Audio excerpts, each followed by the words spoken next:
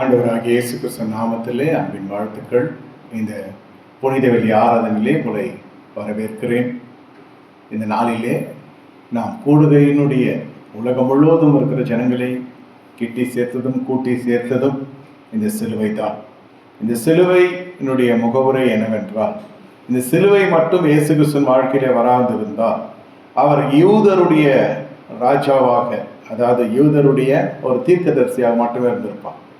அவர் தேவனாகிய கர்த்தர் என்ற ஒரு ஸ்நானத்துக்கு கொண்டு வந்தது, அவரை உயர்த்தினது இந்த சிலுவை. அந்த சிலுவையை நோக்கி பார்க்கிற பொழுது நாம் ரட்சிக்கப்படுகிறோம். சிலுவை என்றாலே அது யூதருடைய முறைமையின்படி அது ஒரு சாபகரமான ஒரு தண்டனைக்குரிய ஒரு மரம், ஒரு சாபமாய் மாறினார் என்று கலாத்தல்ல வாசிக்கும். ஆனால் இன்றைய நாட்களிலே அல்லது அன்றைய நாளிலிருந்து என்று சிலுவையில் அறையப்பட்டாரோ இயேசு கிறிஸ்து, அன்றைய நாளிலிருந்து நீங்கள் பார்க்கிற பொழுது இந்த சிலுவை என்பது கூடுதல் ஆசீர்வாதமாய் காணப்படுகிறது. சாபம் அப்படியே ஆசீர்வாதமாய் மாறுகிறது. ஆகையால இந்த நாள் அரசு விடுமுறை கொடுத்தபடியினால புனித வெள்ளி என்பதற்காக உலகம் முழுவதும், ஒரு தேசம் மட்டுமல்ல எல்லா தேசங்களிலும் புனித வெள்ளிக்கென்று தேவனை அறிந்த தேசமானாலும் தேவனை அறியாத தேசமானாலும் இன்று விடுதலை கொடுத்திருக்கிறது பாருங்க. அதற்காகவே கர்த்தரை நாம் ஸ்தோத்திரிக்க கூடி வர வேண்டும். அதுதான் இந்த நாளினுடைய ஒரு முக்கியத்துவம். உலகம் மதிக்கிறது, உலகம் கனப்படுத்துகிறது.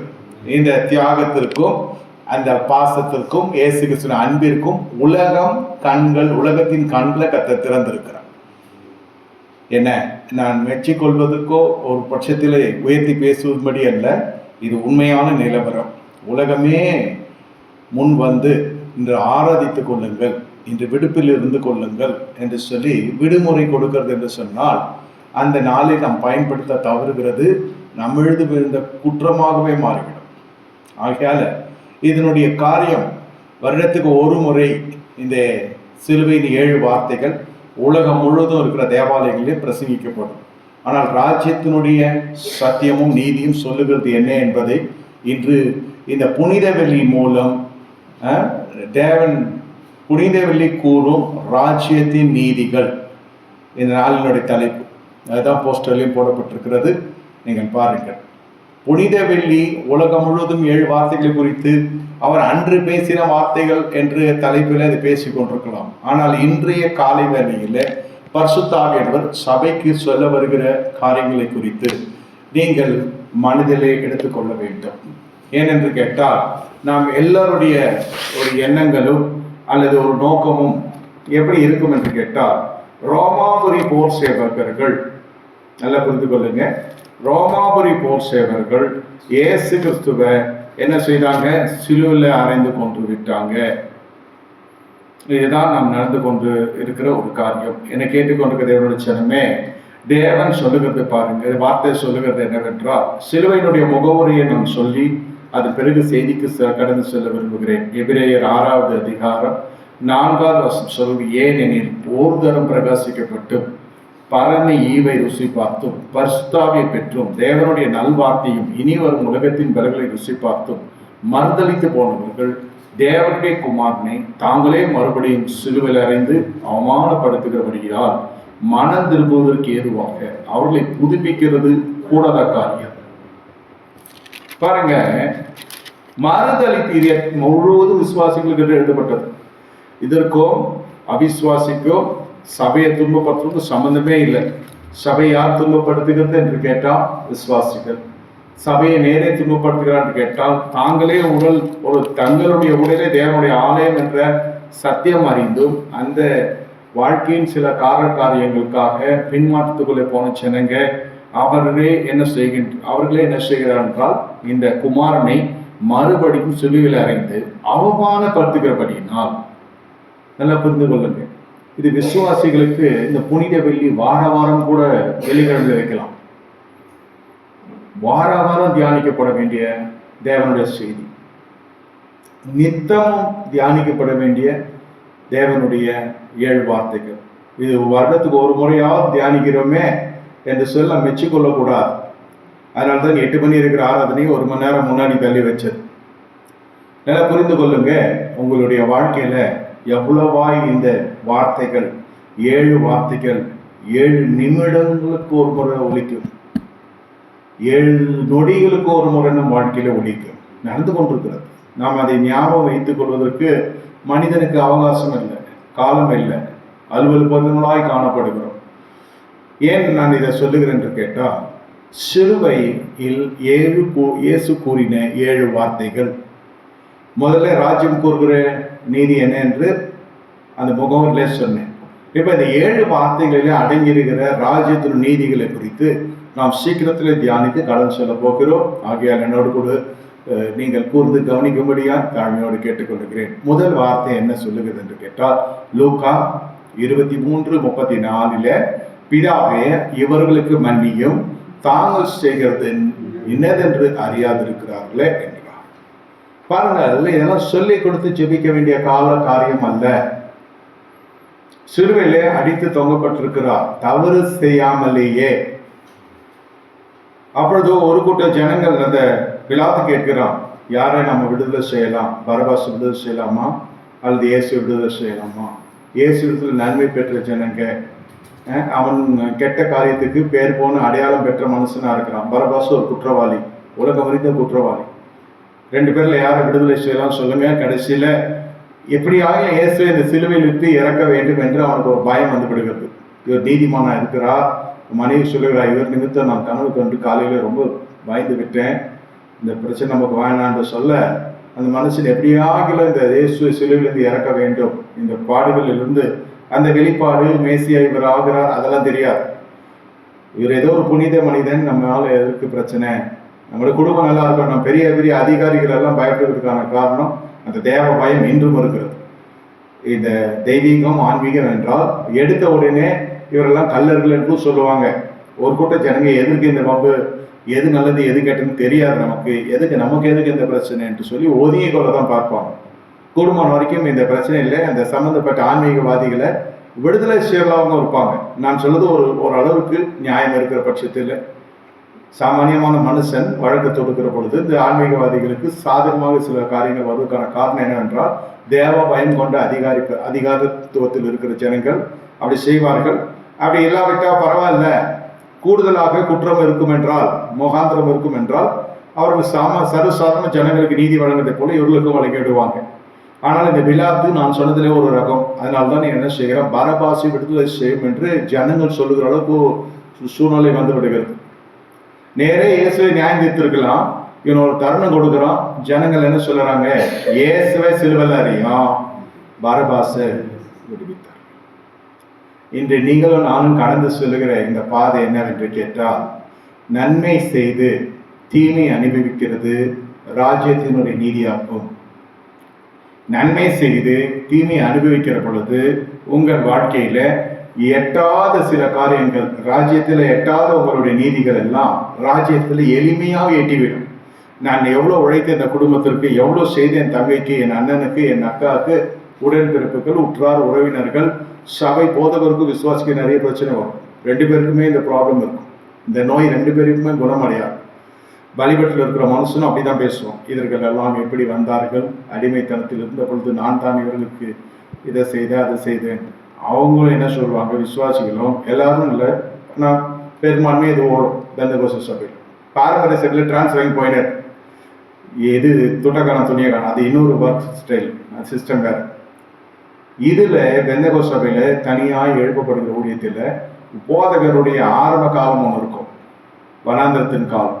அதில் தூக்கி விடுகிற ஜனங்கள் அப்படியே விசுவாசிகள் அப்படியே சபையோடு சபையை மாறி ஆலயத்தில் அப்படியே தூணாக மாறும். கொட்டையில் இருக்கிற பொழுது கூரையாக இருப்போம், தூண் கட்டி எழுப்புற பொழுது தூணாக மாறிடுவோம். அப்புறம் அந்த விசுவாசிக்கும் அந்த தலைமைக்கும் ஒரு பிரச்சனை வரும். அந்த தலைமை முதல் தலைமுறை கண் மூடி விடுகிற பொழுது அடுத்த தலைமுறை சிங்காசனம் வருகிற பொழுது சில சமயத்தில் பசங்க எப்படி நடந்தணும்னே தெரியாது. இது ஆசோட்டு கண்டுகுட்டியாக வளர்றது இல்லையா பாஸ்டர் பசங்க. அப்போ இவங்க யாருன்னு கேட்கிற ஒரு சூழ்நிலை வருகிற பொழுது அவன் பழையதெல்லாம் ரிவைண்ட் பண்ணும். இவன் அப்பனுக்கு நானே கோமம் வாங்கி கொடுத்தேன்ற வளர்த்து வரும். என்ன அடிப்படையிலிருந்து வந்தாரு அந்த ஊழியக்கார், அதுல இது 2 பேருக்குமே இந்த பிரச்சனை வரும். இவன் அவனை பத்தி சொல்ல, அவன் இவனை பத்தி சொல்ல, எல்லாருடைய தாழ்மையிலிருந்து வந்தவங்க சொல்றான். ஒரு புதிய ஒரு 2026 ஒரு மனுஷன் பார்த்தால் ஒரு கோடீஸ்வர பாஸ்டர் தான். அதுல எந்த மறுதளிக்க முடியாத உண்மை. 2001 பயணப்படுகிறவங்களுக்கு வியப்பா பார்ப்பாங்க. இப்படியும் ஒரு மனுஷன் உயர்த்தப்பட முடியுமோ? நான் சாட்சி சொல்றேன்.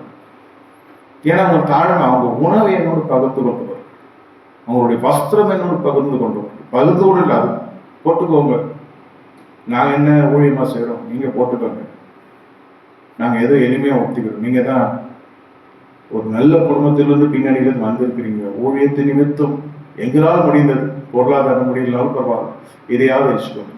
வண்டி கொடுத்தவங்க உண்டு, பைக்கு இரவல், நீங்கள் இந்த வண்டியை எடுத்துன்னு போயிட்டு எடுத்துன்னு வந்து கொடுங்க, ஒரு நாள் தள்ளி கொடுத்தாலும் பிரச்சனை இல்லை. இப்படியெல்லாம் நடந்தது.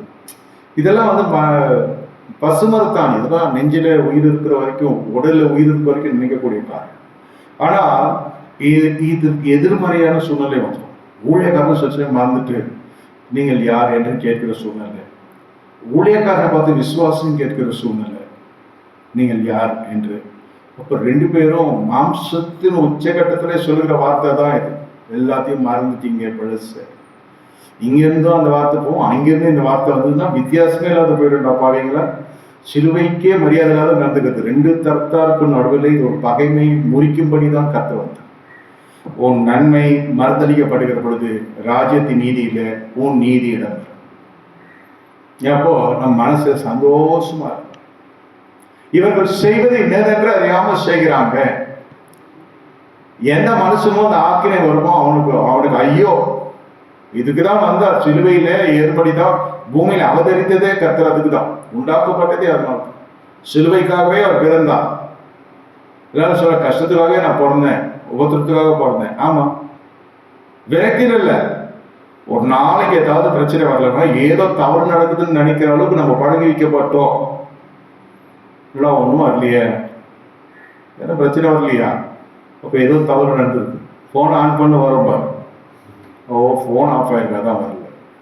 பிரச்சனைனா நம்ம என்ன ப்ரெசன்ட் வந்து கேட்டு அனுப்புறோம்? இல்லை, நம்ம இது வந்து அப்படியே சைக்கிள். ஆனால் ஒன்றையும் செய்யணும். இருதரத்தாக்குன்னு சொல்றேன். இது நவீன காலத்தில் ஒரு பெரிய பிரச்சனையாயிடும். கொஞ்சம் கஷ்டப்பட்டு ஊழியத்தில் சிறப்படுத்தி கொண்டு வந்து தேவன் அந்த ஊழியனை ஆசீர்வதிக்கிற பொழுது ஒரு விசுவாசனுடைய கரம் ஒரு காலத்தில் உயர்த்தப்படும். நாளடைவில் பல விசுவாசனுடைய கரம் ஒரு ஊழியனுக்கு உயர்த்தப்படும். அப்போ வாழ்க்கையின் தரம் உயர்த்தப்படும். விசுவாசினுடைய கண்ணோட்டம் வித்தியாசமா இருக்கும். அப்போ ஊழியக்காரனும் செய்ய வேண்டிய விஷயம், பிதாவே இவர்களுக்கு மன்னிக்கும், இவர் செய்வது என்னென்று அறியாமல் செய்கிறார். இவர்கள் நீங்கள் மிஞ்சி போகிறீர்கள். மோசே, தத்தான் கோராக கூட்டத்தாரில் வந்தாங்க இல்லையா, ஆரோன் மோசே மிஞ்சி போகிறார், எல்லாம் கர்த்தர் எங்களோட இருக்கிறார். மீரியாமா அக்கா சொல்லிச்சு, என்னைக்கோ நடந்த கல்யாணத்துக்கு கர்த்தர் எங்களோட பேசலையா, பிதாவே இவர்களுக்கு மன்னிக்கும். விமர்சகர்கள் யூடியூப் விமர்சல பார்த்து சொல்லணும், ஒவ்வொரு பார்த்து திருப்பி சடிக்கலாம் கூடாது.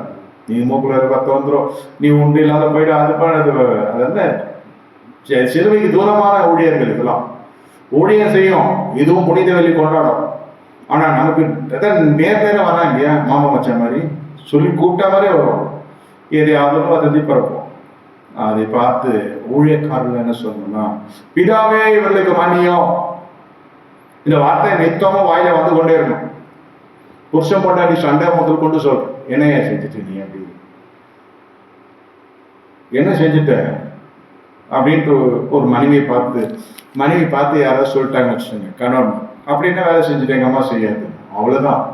மிக்சி வாங்கி கொடுத்துருக்கேன், கிரைண்டர் வாங்கி கொடுத்துருக்கேன், ஃப்ரிட்ஜ் இருக்கு, வாஷிங் மிஷின் இருக்கு, இப்போ டிஷ் வாஷ் புஷ் வாஷ் அதுவும் வந்துருக்கு. பொண்ணுங்கெல்லாம் தவப்பனுக்கு பிள்ளைங்க பொண்ணு மேலே ஆசை இருக்கும், அவன் டிஷ் வாஷில் தான் பாத்திரம் தொலைப்போம் பார்ப்பாங்க.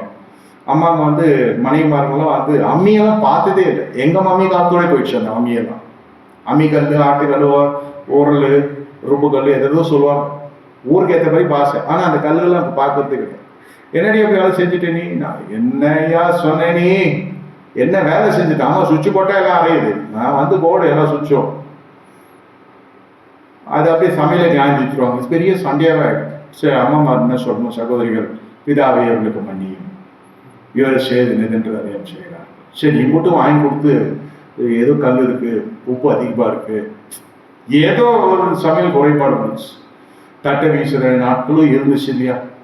அப்புறம் அப்படி பிரசங்கம் பண்ணி உப்பு இல்லாத சாப்பிடணும் மண்ணா அது இதுன்னு சொல்லி எப்படி அந்த மாம்ச போஜன பிரியம் அந்த உணவு கட்டுப்பாடு கொண்டு வரதுக்குள்ள போதும் ஆயிடுச்சு. ராஜ்யத்தின் சத்தியத்திலே ஒரு பகுதி அது. இப்போ புருஷமாரில் என்ன சொன்ன, பிதாவே அவர்களுக்கு மன்னியல் என்னதென்று அறியாமல் செய்கிறார்கள். உப்பு இருந்தாலும் இல்லைன்னா சண்டெல்லாம் வராது.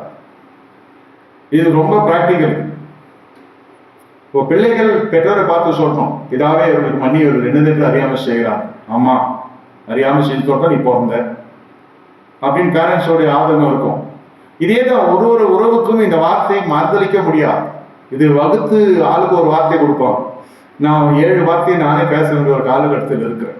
ஏன்னா அந்த வெளிப்பாடு அந்த மாதிரி நம்ம சொல்ல வேண்டிய அந்த உடன்படிக்கை மீது அந்த பாரம் இருக்கிறனால நானே பகிர்ந்து கொண்டேன். அதுதான் சொல்ல, இது பாரமா ஷேர் பண்றோம். இதை ஒரு வைபவமா நீ ஒரு வார்த்தை பேசு நீ ஒரு வார்த்தை பேசுன்னு அப்படி ஒரு புதுகாலமா இருக்கிறது இல்லை. இது இருங்க, இன்னைக்கு டிஃபன்ல பார்த்தா தெரியும் உங்களுக்கு, பிதாவே இவர்களுக்கு மன்னியும். இதனால பொங்கலோட அது இதுன்னு இருந்துக்கும். இன்னைக்கு கஞ்சி நீங்களும் சொல்லணும், பிதாவே அவருக்கு மன்னியும் என்னதென்று தெரியாம செய்கிறார்கள். வேற வழியே இல்லை. இதுதான் தீர்மானிக்கப்பட்டது, இது அனுகிரகம் செய்யப்பட்டது. இப்போ பாருங்க, அடுத்தது யோவான் 19:26-27 2வது வார்த்தை. இயேசு தமது தாயை நோக்கி, ஸ்திரீயே இதோ உன் மகன் என்றார்.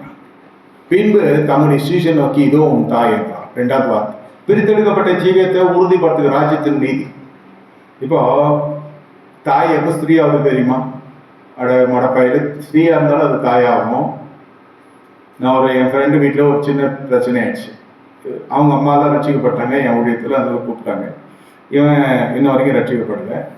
போனோடனே ஸ்திரீலேருந்து தாய் வருதா, தாயிலேருந்து ஸ்திரீ. தாய் எப்போ ஸ்திரீயாவது வருதான்னா அவர் சொன்னாங்க, மடப்பையில முதல் ஸ்திரீயாக இருந்தாலும் அது தாயாச்சு, மனைவியாச்சு, அப்புறம் தாயாச்சு.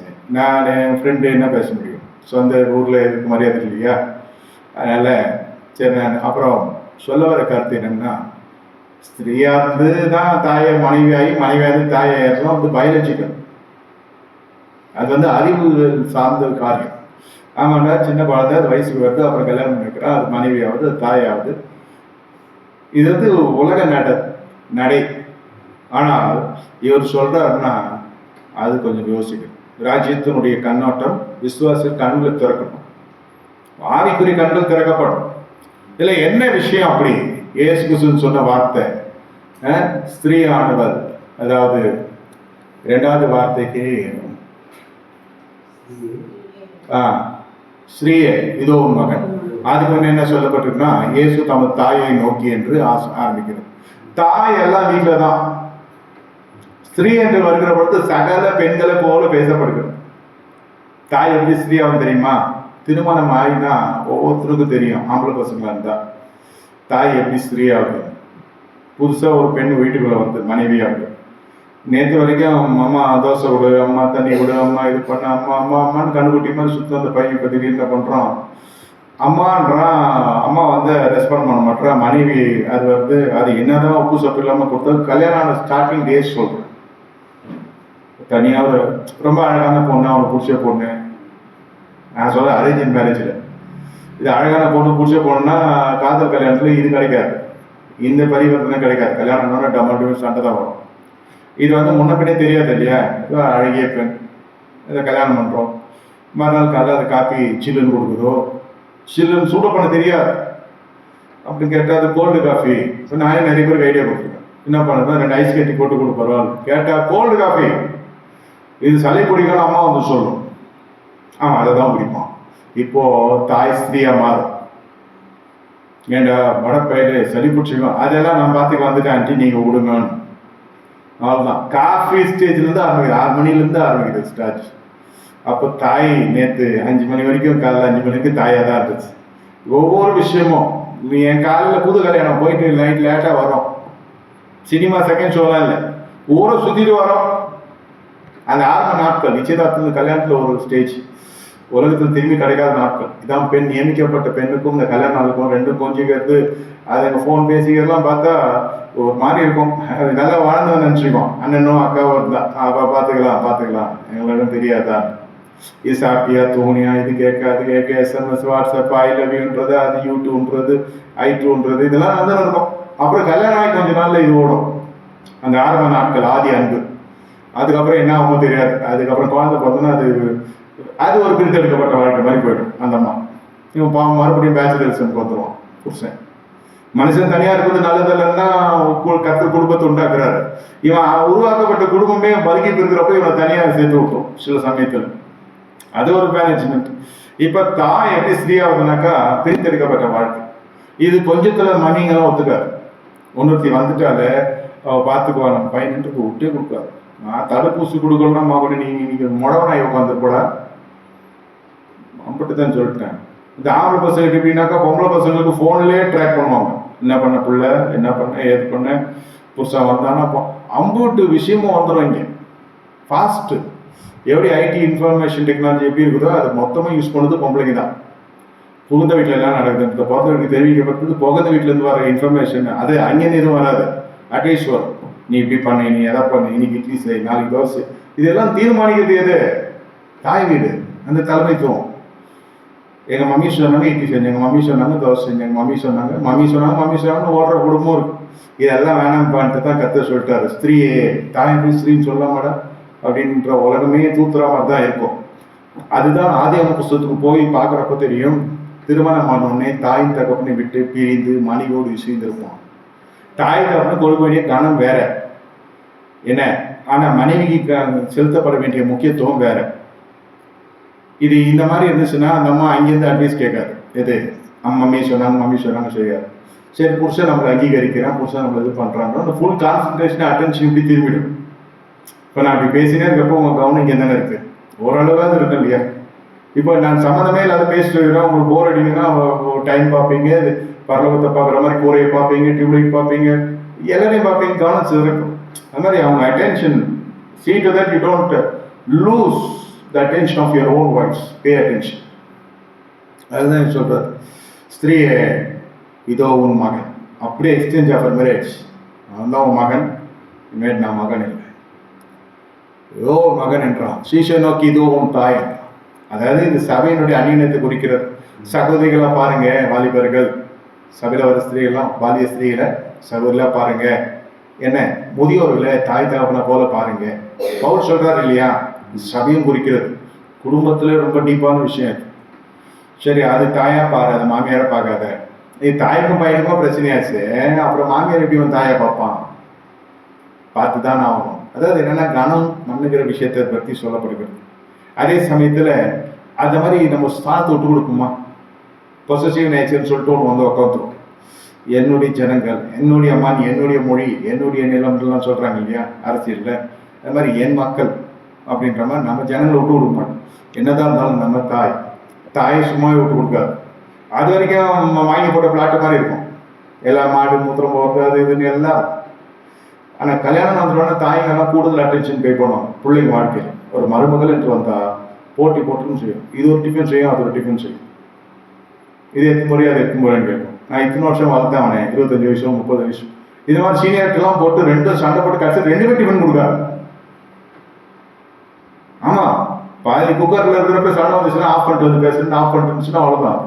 சரி, இது இந்த அம்மா டிஃபனை நம்பி யோட்டியை சண்டை போட முடியாது, யோட்டிஃபன் நம்பி அம்மா டிஃபன் சண்டை போட முடியாது. ரெண்டும் அடிச்சு பிடிச்சு சிறுவியின் பாட்டு டெய்லி வருதா இல்லையா?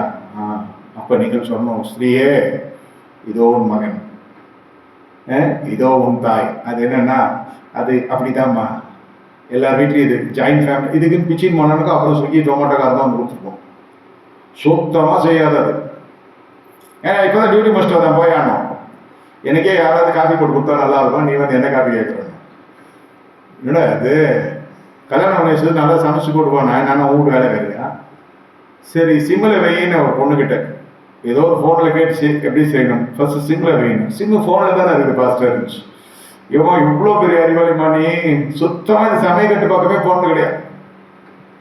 இன்னொரு மாட்டி கேட்டேன், சிலிண்டர் என்ன சிலிண்டர் யூஸ் பண்ணுறது? சிலிண்டர் பண்ணல. அது சொல்லிச்சு, எனக்கு சின்னதான் பாஸ்டர் தெரியும். ஓப்பனாகவே சொல்லுதம்மா அந்த மகள் சொல்லுது, சின்னது சாப்பிட்டு தான் தெரியும் எனக்கு பாஸ்டர், எந்த சிலிண்டரு இதெல்லாம் எனக்கு தெரியவே தெரியாது. சாரி, என்னை பற்றி என்ன நினைக்கிறீங்க? அடுத்த லைன் கேட்டுச்சு, நீ உத்தமி, பொல்லாப்புக்கு தூரமானவன், நீதிமான். ஏன்னா உண்மையை சொல்லிட்டு இல்லை, எதாவது சொல்லாமல்.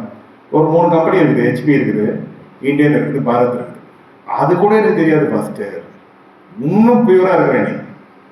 சரி பரவாயில்ல, எது தெரியாமன்னு சொல்லு. எதுக்கு சொல்லணும்னா, இப்ப நீ நவீன காலம் இவங்க தான் சமைக்கணும் அவங்க தான் சமைக்கணும். அதாவது ஸ்தானம் பெண் தான் சமைக்கணும், ஆண் தான் சாப்பிடணும், அதெல்லாம் நீ மொத்தம் ஒருவே கர்த்தர் மாத்திர பிரித்தெடுக்கப்பட்ட ஜீவத்துக்குள் வருகிற பொழுது இது அதுவா மாறும், அது இதுவா மாறும். எதுவானா எதுனா போட்டோம். இல்லை மகன்கள் வந்து சொல்லுவாங்க, மருமகனை பார்த்துட்டோன்னே மகன் வந்து ஒரு குறுகின சம்பாதியத்துக்குள்ள இருக்கிறவன், ஒரு மாச சம்பளக்காரன், இவன் ஒரு வியாபாரத்தில் இருக்கிறவன், இவன் டெய்லி சம்பளம் கொடுக்குறவன். மற்றவங்களுக்கு பொருளாதார தரத்தை பார்த்து சொல்லுவாங்க, மகன்கள் சொல்லுவாங்க, என் தங்கச்சி புருஷன் வந்ததுலேருந்து எங்களுக்கு போச்சு ஐயா, எங்கள் அம்மாவோட மொத்த கான்சன்ட்ரேஷன் அப்படி போச்சு. அவங்க அதே மாதிரி இது எதிர்மறையாகவும் போகும். இப்போ அவங்க வீட்டில் தான் சொல்லுவாங்க, மாமியார் வீட்டில் போய் கொடுத்துட்டான், நம்மளை டோட்டலாக மறந்துட்டான். இந்த ரெண்டு தரத்தாருக்கும் சேர்த்து தான் ஒவ்வொரு வார்த்தையிலும் பகையை முறிக்கத்தான் இருக்கு. புது புது உறவுகள் வருகிற பொழுது புது புது பிரச்சனையை சேர்ந்துவோம். எல்லாம் ஒரு ஒரு பின்னணியில் வரும். எல்லாம் அலையிலையா சோத்திரம் சொல்ல, எல்லாம் அந்நிய பாஷை பேசும், எல்லாமே சேர்ந்து கூட தசமா கொடுக்கும், எல்லாம் ஜபத்துக்கு வரும், எல்லாம் உபவாசிக்கும், எல்லாமே நடக்கும். இது சபை கலாச்சாரம். குடும்பம் வரப்போ அழகத்து வச்சு சோறு வடிக்கிறப்ப தெரிஞ்சிடும். ஒன்று குழச்சி வடிக்கும், ஒன்று வந்து விரைய வடிக்கும், ஒன்று வடிக்கவே தெரியாது, ஒன்று அப்படியே இறக்கி வைக்கும். ஏன் நீ வச்சு கூடாதா? சாப்பாடு வச்சுட்டு வராம சொல்லுது. சாப்பாடு அப்படியே வச்சு இறக்கிட்டேன், ஏதோ ஒரு இதில் பிஸியில் சமையல் தெரியலன்னு சொல்ல தெரியல. அது அவர் வச்சுன்னா என்ன பாஸ்டர்ணும் மா, என்னம்மா இவ்வளோ தூரம் உங்களுக்கு சப்போர்ட் பண்ண முடியும், ஓரளவுக்கு தான் நம்ம நிற்க முடியும் பின்னாடி. இது அப்படியே சோத்துல பூசணிக்காய் மறைக்கிற மாதிரின்னா அது என்னது? அது சோத்துல பூசணிக்காய் மறைக்கிறதுனா என்ன? அதுதான் இது நீ சொல்றது. ஒரு எல்லைக்கு மீறி அடாவடித்தனம் நடக்கும். வெள்ளக்காக்க பறகுதான் பறகுதுன்னு அவங்க கூட இருக்கணும், கரெக்டாக தான் சொல்றணும். நம்ம கண்ணை நம்ம கசக்கிற அளவுக்கு சொல்லி விட்டுருவோம். நீங்க ஒரு உறவு முறையில் பாருங்க, உங்க பொண்ணு வெள்ளக்காக்கா பறகுதுன்னு, அரப்பா வெள்ளக்காக்கா தாங்க அது. அவன் மாமே மச்சான் அந்தாளி பங்காளி எவனும் ஃபோன் பண்ணி கேட்டாலும் ஆமாங்க காக்கா கலரே வெள்ளதாங்க, என்னங்க நீங்க ஐயோ மாப்பிள்ள கண்ணு தெரியாத மாப்பிள்ள ஏமாத்தி கேட்டாங்களா நம்ம திருப்பி கேட்போம். இது மாதிரி அடாவடித்தனமா பற்ற குடும்பங்களும் இருக்கும். இதோ ஸ்திரீயே, இதோ உன் மகன். தாயை நோக்கி சொல்றா, ஸ்திரீயை நான் பிரித்தெடுக்கப்பட்ட வாழ்க்கை. இன்னொரு மகன் என்று சீரன் சொல்றாருன்னா வர்ற மச்சான்களை ஏற்றுக்கொள்ளணும். மச்சான் வச்சான் நம்மளுக்கு வச்சான் பச்சான் அப்படியெல்லாம் இருக்கக்கூடாது. என்ன சில இதெல்லாம் நம்ம சொத்தை ஊதடித்தனம் பண்றதும் இருக்கும், ஊதி போடுறதும் வரும். என்ன முக்கியமான விஷயம் செய்யணுமோ அதையெல்லாம் உங்க சொத்தை காப்பாத்திக்கிறது உங்க இடத்துல தான் இருக்கு. ஆனால் அது உங்களுக்கு பூர்ண சுதந்திரம் கொடுக்கப்பட்டது.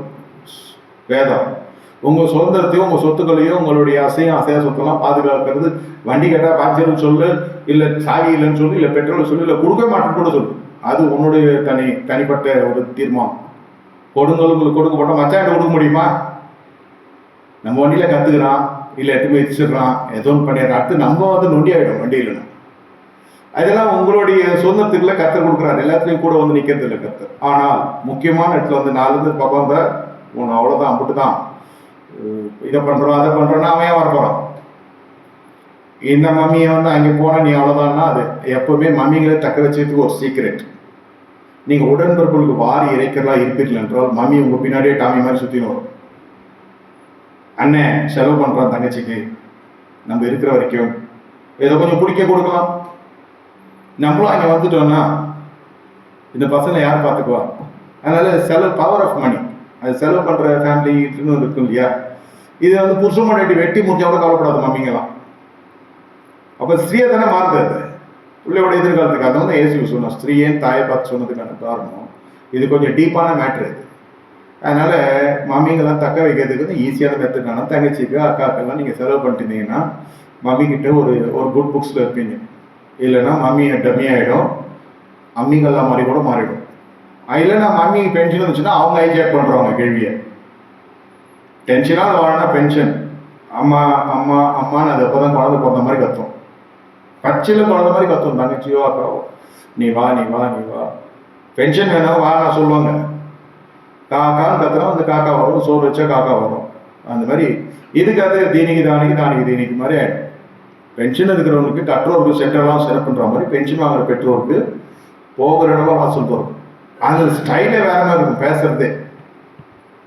இப்போ பையன் வந்து பென்ஷன் அமௌண்ட்டோட கம்மியாக வாங்குறான்னா இன்னும் கேள்விக்குறியாகும். மருமகளை அவங்க மிதிக்கிற விதமே வேறமா, மதிக்கிறதெல்லாம் கிடையவே கிடையாது, மிதிக்கிற விதமே வேற மாதிரி. அதுவும் அது ஹவுஸ் ஒய்ஃப் வந்துச்சுன்னா ஒன்றும் ரொம்ப கஷ்டமாயிடும். அது இவங்களோட பொருளாதாரத்தில் கம்மியான குடும்பம் போனாங்கன்னா அது ஒன்றும் பிரச்சனையாது. அவ்வளோதான், அவங்க எதிர்காலமே இவங்க தான்ன்ற மாதிரி. வா என்றால் வரக்கடவுள், போ என்றால் போகக்கடவுள், 100க்கு அதிபதி சொல்கிற மாதிரி ஆகிடும். இதான் 1000க்கு அதிபதி ஆயிடுச்சு இல்லையா? 100க்கு அதிபதியே வாடா வரான், போனா போகலாம். அம்மா ஆண்டி 50,000 பென்ஷன் வாங்குது, என்ன பண்ண முடியும்? மாப்பிள்ளை 20,000 சம்பளம் வாங்குறாரு, ஆண்டி பென்ஷன் 50,000 வருது, அங்கிள் பென்ஷன் வேறு வரும், பாதி பென்ஷன். அப்போ அது என்னாலும் முடிசூடா ராணி மாதிரி ஆகிடும். இப்போ பார்த்தீங்கன்னாக்கா, இப்போ இதை சொல்லிட்டு இதை சொல்கிறேன். ஆக்சுவலாக இதை தான் முதல் சொல்லியிருக்கணும் நான். லூக்கா 23:34 ஃபஸ்ட்டு பார்த்துட்டோம், என்னது அறியாமல் இருக்கிறாங்க. 23:43 வாசிக்கிறோம், 3வது வார்த்தை. இன்றைக்கு நீ என்னோட ஒரு பரதேசில் இருப்பான், கல்லணை பார்த்து சொல்கிறான். அதான் சொல்கிறேன், இது உன்னதத்தில் இருக்கிற ஒரு காரியம், பரதீஸ் என்று. தெய்வீகத்துக்குரிய காரியம் சொல்ல வரேன். பரதீசில் இருப்பான், என்னுடன் பரதீசில் இருப்பான்.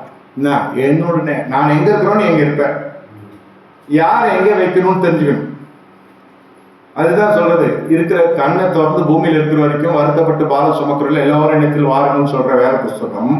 இவன் கண்ணை மூடின உடனே இருக்கிற இடத்தை தீர்மானிக்கிறது நம்முடைய செய்கைகள், கிரியைகள். இதான் ராஜ்யத்தினுடைய நீதி. ராஜ்யத்தின் நீதி இதுதான். அதுதான் சொல்றது, உங்க ஜபம் அங்கே செல்லுபடி ஆகாது. இங்கேயே ஜபம் பண்ணி நாங்கள் பெருமையா ஒரு ஆவிக்குரிய மேட்டி மேலே நான் ஜெபிக்கிறேன், வாசிக்கிறேன், காணிக்க கொடுக்குறேன், இந்த பரிசு ஆவிலே தரித்து வாழ்ந்து கொண்டிருப்பாங்க. எல்லாரும் சொன்னாங்க, நான் இவ்வளோ பேருக்கு இதை பண்ணேன், இலவசம் கொடுத்தேன், அது கொடுத்தேன். நான் சொல்றது அரசியல் சொல்ல, தான தர்மங்களில் கை ஓங்கிறதுனால பரலோகம் நிச்சயிக்கப்படும் சொல்லுவாங்க. அதனால கடைசியாக அவன் கர்த்தரை எடுத்து சொல்கிறான், நம்ம தாண்டா இதை தவறு செஞ்சோம். இன்னொருத்தர் சொல்கிறான் மறுதளிக்கிறான், 2 கல்லூரில் ஒருத்தன் மறுதளிக்கிறான் இயேசுவை. இன்னொருத்தர் சொல்கிறான், டே நம்ம தவறு செஞ்சு பண்ண மாட்டோம், இது பாவண்டா நீதிமான், இவர் போய் நம்மளோட அறிவை சொல்கிறாங்க. அது தாழ்மை ஒன்று. 2வது சுய பரிசோதனை. 2 மீதியான ஒரு வார்த்தை. கடைசியில் ராஜ்யத்தை நினைத்து கொள்ளணும்னு சொல்லிட்டான். அதுதான் சொல்றது. படிச்சு சொல்லிக் கொடுக்கறது என்ன போதிக்கிறது என்னன்னா, ராஜ்யம் வருவதாக மட்டுமோ சொன்னா போதும். மட்டும்னா அதுதான் யூடியூப்ல கட் பண்ணி போட்டு கலையக்கூடாது. ஒரு ராஜ்யத்துக்கு ஒரு அறிவு இருக்கிறவன் நம்முடைய சுய குற்றத்தை நம்ம தன்னைத்தானே சோதி தெரிய கடவுள். சிலுவை மரத்துல சிலுவை கடைசி ஸ்டேஜ்ல அவன் தன்னை உணர்ந்துட்டான், நான் கல்வன். எல்லா திருட்டு பசங்களுக்கும் ஒரு லாஜிக் இருக்கு. நான் இதை பண்ணி அதை பண்ணி மேலே வந்தேன், நான் கஷ்டப்படுறப்ப யாரும் தரல, நான் இருந்து மேலே வந்தேன். இது கிரிமினாலஜி சயின்ஸ். இதெல்லாம் அப்படி கிடையாது. ஏசு பக்கத்திலே வந்தாலும் ஒன்று, ஏசு பக்கத்திலே சிலுவையில் ஆற்றோட புத்தி வரல. என்ன, ஏசு கூடவே இருந்தாலும் புத்தி வரல. அவனுக்கு குறை இருக்குது, பாவம் இருக்குது, குற்றவியல் பின்னணி இருக்குது, எல்லாம் இருக்குது. இவனுக்கு தான் இருக்குது. ஒருத்தன் சந்திக்கப்பட்டான், ஒருத்தன் மறுதளிக்கிறான். அழைக்கப்பட்டவர்கள் அநேகம் தெரிந்து கொள்ளப்பட்ட சிலர். அது என்னைக்கு ஞானஸ்தானம் எடுத்தீங்கன்னு முக்கியம் இல்லை. ஞானஸ்தானம் எடுத்த நாள்லேருந்து புது ஜீவத்துக்குள்ள இருக்கிறது தான் முக்கியம். அவனை பற்றி கண்டுகொள்ளவே இல்லை ராஜ்யம். ராஜ்யத்தின் நீதி அதான். மறுதளிக்கிறோன்னா கண்டுகொள்ளா. இது கொஞ்சம் ரேரான விஷயம்தான். அதெல்லாம் இயேசு கிறிஸ்துவை மறுதளித்தான் சவுலா இருக்கிற பொழுது பவுல். ஆனால் ராஜ்யம் தேடி வந்தது. அவனுக்குள்ள ஒரு நீதி காணப்பட்டது. என்ன நீதினா, பிதாவாக்கி தேவனுக்கு ஊழியம் செஞ்சான். சப்ஜெக்ட் தெரியல, நாலேஜ் இருக்குது, தெரியல, சப்ஜெக்ட் தெரியல. எத்தனையோ பேர் வேதத்தை கரைச்சி குடிச்சவங்களாம் இருக்கலாம். வெளிப்பட்ட விசேஷத்துலேருந்து ஆதி அவருக்கு தலைகீழ சொல்லுவான். சில பேருக்குலாம் அப்படியே புக்கு பார்க்காம சொல்கிறேன், எந்த வசனம் எங்கே வருது, அப்படியே தண்ணி பட்ட பாடுவோம். வாசனம் பக்கத்தில் நிற்க முடியாது, சப்ஜெக்ட் தெரியாது. எல்லாம் பேசுவான், எல்லாம் செய்வான். மொத்தம் சொன்னார், எனக்கு பிளம்பிங் வேலை தெரியும், எலக்ட்ரிஷியன் வேலை தெரியும், வீடு ஃபுல் மெயின்டெனன்ஸ் தெரியும். இப்போ மதியானம் 12 மணி வருது, சோறாக தெரியுமான்னு கேட்டேன். இல்லை, இது வேலை எது முக்கியமோ அது தெரிஞ்சுக்கோ. சாப்பிட்டு நல்லா இருந்தீங்கன்னா 4 பேர் வச்சு கூட வேலை வாங்கிக்கணும். இப்போ எல்லாம் தெரிஞ்சுன ஃபஸ்ட்டு என்ன பண்ணுறேன், தெரியாதுன்னு சொல்ல, எது நமக்கு தேவையோ அது தெரிஞ்சுக்கணும். அட்லீஸ்ட் கொடுக்குற இடமா தெரியுமா, அதுவும் தெரியல. சமைக்க தான் தெரியல, சரி சாப்பாடு விற்கிற இடமா தெரியும். நான் சொல்றது ஒரு சாதாரணமான ஒரு தொகையில் நல்ல சாப்பாடு கிடைக்கும். ஹோட்டல் இருக்குதுன்னு சொல்ல முடியாது. ஹோட்டலில் உள்ளே போக முடியாதுன்னு டாக்டர் சொல்லிட்டான், போனால் செத்தடிமா அவனு. இப்போ வீட்டு சாப்பாடு இப்போ யாராவது சமைச்சு கொடுக்குறேன்னா தெரியுமா, தெரியாது. இப்போ அவன் வீட்டில் போய் டியூப்லைட் நோட்டுறதுக்கு நம்ம ஏறத்துக்காவது தெம்பு வேணும் இல்லை. இது ஒல்லியாக இருக்கணும்னாலும் பரவாயில்ல, நல்லா நம்ம சைஸில் இருப்பார். இது ஏறுறது ஊந்துதுன்னு வருஷம் என்ன வரும், பசி மயக்கத்தில். முதல்ல ஒரு கவனம், சாப்பாடு சாப்பிட தெரிஞ்சுக்கொள். அண்ணன் இடுப்பு வச்சு அம்மா ஊட்ட மாட்டான் இந்த வயசுல. அம்மா பரலோகம் போய் ரொம்ப வருஷம் ஆயிடுச்சு. ஒண்டாட்டி இருக்கும் இருக்காது. நான் சொல்றது ஆஃப்டர் 60 இயர்ஸ் சொல்றேன். உயிரோடு இருக்கும், எல்லாம் பொண்ணு வீட்டில் தான் பார்த்துக்கும். இல்லை பசங்க கூட்டு போயிடுவாங்க கேள்வியை. நம்ம வாமா அம்மா நீ வாமா எவாமா உலகத்தை சுற்றிப்பாரு வாமா அப்படி இப்படின்னா இவ்வளோ நாள் பார்த்து பார்த்து பார்த்து கொஞ்சம் போர் அடிச்சு என்ன நல்லா பண்ணிடு. அவங்க அம்மா வீட்டை நம்ம வளர்ச்சணும் இல்லையா அந்த காலத்தில். செகண்ட் ஹாஃப் அது ஆரம்பிக்குது இன்ட்ரோலுக்கு அப்புறம். நம்ம ஃபர்ஸ்ட் ஹாஃப்ல ஹீரோவாக இருக்கணும், அது அப்படியே அடங்கி அப்படியே சேவிச்சுது. இப்போ இன்ட்ரோலுக்கு அப்புறம் பசங்க வந்துட்டாங்க, நம்ம காசில் படித்து நம்மளால நினைக்கு வந்து நம்மகிட்ட இங்கிலீஷில் பேசுவோம். அப்புறம் வந்து we are making a slave, அது ஒன்றுமே தெரியாது இவனே சொல்லி கொடுப்போம். சரி எல்லாமே தேவை இது. புள்ள பாஸ் ஆகணும் உபவாசம் இருக்கு அப்பெல்லாம் இப்போ பார்த்தே யோசிப்போம், ஏன்டா இதுக்கு நல்லா படிக்க வச்சோம். அதனால தான் சொல்றது. இப்போ என்னோட பரதேசில் இருப்பார் ஒருத்தனை விட்டுட்டாரு ஆண்டவர். எல்லாரையும் படிச்சது கர்த்தர் தானே, எல்லாரையும் கர்த்தர் படிச்சாரு. எல்லாருக்கும் தேவை இருக்கும், என்ன அவன் தேவையை அவன் தான் பார்த்துக்கும். இப்போ எனக்கு தேவை என்னன்னா விடுதலை கிடையாது, ஏரியாச்சு சிலுவை மாற்றல. அட்லீஸ்ட் அடுத்த ஸ்டேஜில் ஒன்று இருக்குது, செத்தா கூட ஒரு வாழ்க்கை. அது நிறைய பேர் பார்க்கல. ஃபியூச்சர் உண்மையான ஃபியூச்சர் அதுதான். ஃபியூச்சருக்கு வேலை செய்கிறவங்க நிறைய பேர் 10th படிக்கிறப்ப நல்ல குரூப் எடுப்போம், அப்புறம் நல்ல காலேஜ் கிடைக்கும், அப்புறம் கேம்பஸ் வர காலேஜ் வைப்போம். சரி கேம்பஸும் கிடச்சிச்சு, வேலையும் கிடச்சிச்சு, கல்யாணம் நல்ல பொண்ணு கிடைக்கணும், நல்ல குடும்பம் எல்லாம் கிடச்சிச்சு, நல்ல புள்ள போடணும் எல்லாம் கிடச்சிச்சு, நல்ல தேசம் கிடைக்கணும், வெளிநாட்டு வேலைக்கு எல்லாம் முடிச்சு கடைசியில் என்ன பண்ணுவேன், நல்ல ஒரு மார்க் நமக்கு கிடைக்கணும் இல்லையா. கடைசியாக போய் சேரணும் நல்ல இடமா இருக்கணும் இல்லையா. அந்த அறிவு 99% இருக்காது. நான் சொல்லி கிறிஸ்துவ ஜீவத்துக்குள்ள இருக்கிற ஜனங்களுக்கே இருக்காது. இது ராஜ்யத்தை தான் மேன்மைப்படுத்துது, முக்கியப்படுத்துகிறது. மன திரும்பங்கள் பரலோக ராஜ்யம் சமயத்துக்கு இருக்குது. நேராக ticket, open market, open ticket, direct flight பார்க்குறேன் இல்லையா. மனம் திரும்பினா நேராக பரலோகத்துக்கு நேராக மனம் திரும்பும். என் கடன் பிரச்சனை, இந்த சரீர தேவைகள், இதுக்கெல்லாம் மனம் திரும்பலாம், இல்லைன்னு சொல்றேன். ஆனால் பூரண மனம் திரும்புறது வந்து பரலோகத்தை தட்டுக்கிறதா இருக்கணும். அழகாக முடிச்சான் கல்வன் தான். நேற்று வரைக்கும் ரெக்கார்டு வந்து கல்வன் கண்ணை போட்டோன்னு என்னோடு நீ பார்த்து இன்னொருத்தன் காலி. அதனால தான் சொல்றது, சபைக்கு வருதோ ஞானஸ்தானம் எடுக்கிறதோ திருவிழா எடுக்கிறதோ தசமா கொடுத்தோ இது அம்புட்டும் வந்து வருகையில் எடுத்துக்கொள்ளப்படும் நம்ம சொல்ல முடியாது. இந்த விழிப்புணர்வு இருந்து கொண்டே இருக்கணும். 3 வாரத்தை கவர் பண்ணிட்டேன். உங்களுக்கு எல்லாத்தோட இந்த தாயை பற்றி சொன்னாலும் நிறைய மனசுல பதியும். ஏன்னா அதுதான் நிறைய பேர் மாட்டின்னு இருக்கான். இப்போ கடைசியில் இவனுக்கு ஒரு இடத்த கொடுத்துட்டார், இன்னொருத்தனை கண்டுகொள்ளவே இல்லை. அதுதான் சொல்ற, ராஜ்யம் எப்பொழுதுமே கிரிக்கு தான் பார்க்கும். இந்த டைம்ல கடைசி நேரத்துல வாயை திறந்து சொல்லணும் இல்லையா. ஏசு கிறிஸ்து நேரம் வந்தா பேசுற நம்மளுக்கு லோகத்தை எப்படி பேசினா அப்படி எல்லாம் ஆண்டவரே என்ன கொலை என்ன கோத்துறேன்னு எனக்கு அதெல்லாம் பழக்கமே இல்லை. பழக்க வழக்கங்கள் முக்கியத்துவம் படுத்துவாங்க. நிறைய பேர் கர்த்தரை ஆராதிப்பாங்க, உலகம் முழுதும் சொல்றேன். ஆனா அவங்க கலாச்சாரத்துல இருந்தே ஆராதிப்பாங்க. தேவன் சொல்ற மாதிரி ஆராதிக்க மாட்டாங்க, அவங்க கலாச்சாரத்துல இருந்தே ஆராதிப்பாங்க. அவங்க மொழியின் பண்பு ஒன்று இருக்கும், இந்த பாஷை பேசுற இந்த பழக்கத்துல தான் இருப்பாங்க. சில பேர் நம்ம தான் வலது கையில் சாப்பிடுவோம், சில பேர் வேற நம்ம ஊரில் இடது கையில் சாப்பிடுவோம். அப்படின்னா வெக்கப்பட்டோம் ஸ்பூனில் சாப்பிடுவோம். நான் சொல்ற பிறவிலேருந்தே சொல்றேன், லெஃப்ட் ஹேண்டு டக்கு டக்குன்னு லெஃப்ட் எல்லாம் செய்யும், நம்ம அவனு லெஃப்ட் ஹேண்டு. இது நம்ம விட்டு பழக்கம். இப்போ சில கண்ட்ரியில் நான் போய் சாப்பிட்றப்போ தட்டே வைக்கல, எல்லாம் ஒன்றா சேர்ந்து பூந்து சாப்பிடுங்க, 2 கையும் போட்டு சாப்பிடுங்க. எந்த கையும் எல்லா கையும் கற்றுக் கொடுத்தது தானே, என்ன நீ பார்த்துருக்குறேன் அப்படின்னு சொல்லிட்டு எனக்கும் புட்டு வாயில விட்டுருவார், பீச்சை கையில ஒருத்தர். வாந்தி இருக்கிற மாதிரி பண்ண முடியுமா, இல்லை ஏஞ்சி ஓட முடியுமா பந்தியிலேருந்து. நானும் சாப்பிட்டேன். அப்போதான் கர்த்தர் சொன்னார், அவங்க கலாச்சாரத்தின் வழி அவங்க ஆராதிக்கிறாங்க. நான் சொன்னேன், நான் சாப்பிட்றப்போ உடம்பு சாப்பிட முடியுமா உன்னால, நீ சாப்பிட்றவங்க நான் சாப்பிட்டேன், நான் சாப்பிட்றவங்க ஐயோ எங்கள் குளத்துக்கே அது பெரிய பிரச்சனையாகும், எங்கள் மார்க்கத்துக்கு அது பெரிய பிரச்சனையாகும், நாளைக்கு ஒன்று சேர்க்க மாட்டானுங்க. நீ ரொம்ப அழகா இருக்கிற, அதாவது கிறிஸ்துக்குள்ள சொல்றேன், இந்த ப்ராபஸி நல்லா டச் ஆயிடுச்சு. ஜனங்க எங்கள் வட்டாரத்துக்குள்ள உறதே பெரிய விஷயம். சரி அனாயிட்டிங் பிரேக்ஸ் த யோக். ஆனால் இந்த மாதிரிலாம் பேசிட போறீங்க இல்லை, நான் சும்மா கேட்டோம். லிமிட்டட் தானே, இப்போ ஆக்சஸ் லிமிட்டட் தானே. இப்போ நான் திண்ணூர்லேருந்து இவ்வளோ தூரம் வந்திருக்கேன், எனக்கு அன்லிமிட்டட் ஆக்சஸ். காரணம் தெரியுமா, நீ கையில சாப்பிட சொன்னா நான் கையில சாப்பிட்டேன், 2 கையில சொல்றது 2 கையில சொல்றேன், 2 கையும் பின்னாடி கட்டு வாயில சாப்பிட சொல்றோம், சாப்பிட்டுதான். நேரம் சோத்திர பூஞ்சம் முட்டி சாப்பிடணும், சாப்பிட்டுதான்.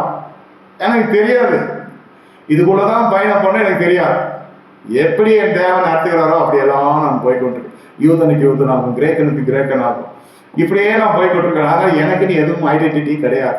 ஒரே ஒரு ஐடென்டிட்டி, ஒரு அடையாளம் என்னன்னா தேவனுடைய மனுஷன் அல்லது கர்த்தருடைய பிள்ளை.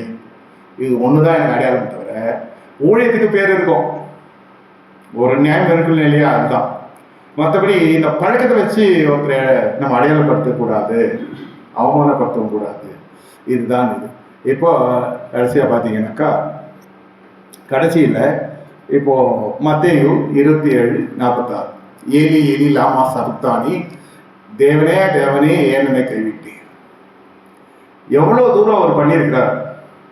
ஒரு மிராக்கள் நடந்துச்சுன்னா கூட, அந்த மிராக்கள் நம்ம மூலியமா நடந்துச்சுன்னு நமக்கு தெரியாத வரைக்கும் சாதாரணமாக இருப்பாங்க நிறைய பேர்.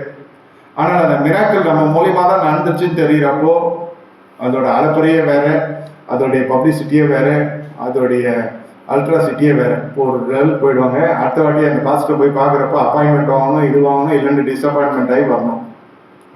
அப்பாயின்மெண்ட் மட்டும் இல்லை, அதுக்கேற்ற மாதிரி போகிற வழியில் ஒருத்தன் நந்தி மாதிரி இருக்கும், அவன் போகிறப்ப கவர் கொடுத்து விட்ருவான். நம்மளால் அதுக்கு மேலே உஷாராக இருக்கும், பாக்கெட்லேருந்து எடுத்து ஜப்ப குறிப்பு அந்த கவர் வச்சு அவர்கிட்ட கொடுத்து வந்துடுவோம். இல்லாத மட்டும் என்ன பண்ணுவான். அதுக்கப்புறம் எங்கே கை விட்டுருமோ அங்கே கை விட்டுருவாங்க. ரெண்டு தரமே, அவன் ஜெபிக்கிற கை விட்டுருவான், என் காணிக்கேஷனில் கை விட்டுருவான். இது நடைமுறையில் போய்கொண்டிருக்கு. இப்போ ஏலி எலிசா லாமா சபக்தானி, எவ்வளவோ அற்புதங்கள், புக்கு கொள்ளாத அளவுக்கு அற்புதம். யோவான்ல வாசிக்கிறோம், அவர் செய்த அற்புதங்கள் இடம் கொள்ளாமல் போக மாட்டோமான அற்புதம். ஏன்னா இதுதான் அதுதான் சொல்ல முடியாது, அவ்வளோ அற்புதம் செஞ்சிருக்காரு.